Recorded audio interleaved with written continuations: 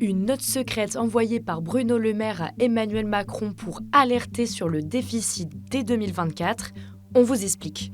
Alors que le débat budgétaire bat son plein à l'Assemblée, l'émission C'est dans l'air, diffusée sur France 5, a révélé dimanche une lettre envoyée par Bruno Le Maire à Emmanuel Macron en avril 2024. Dans cette note confidentielle, l'ex-ministre de l'Économie et des Finances alerte le président de la République sur l'ampleur du déficit public. Les oppositions nous accuseront d'insincérité. L'enjeu est la crédibilité politique de la France en Europe.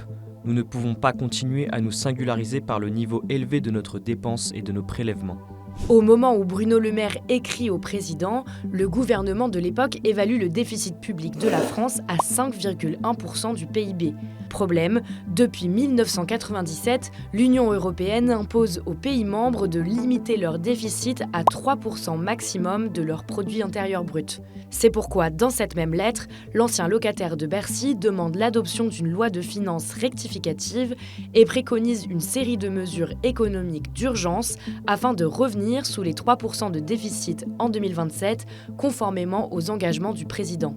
Il est indispensable que certains de ces objets d'économie soient présentés simultanément. Toute stratégie d'évitement est vouée à l'échec. Malgré les avertissements, Emmanuel Macron n'a jamais suivi les recommandations de son ministre et le déficit public de la France s'est finalement élevé à 5,8% pour l'année 2024, soit la maudite somme de 168 milliards d'euros.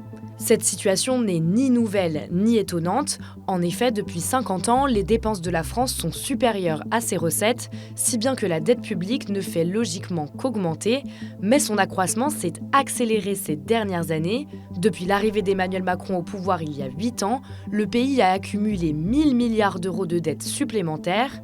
Aujourd'hui, avec 3400 milliards d'euros de dette publique, la France est devenue le 3e pays le plus endetté de la zone euro, derrière l'Italie et la Grèce.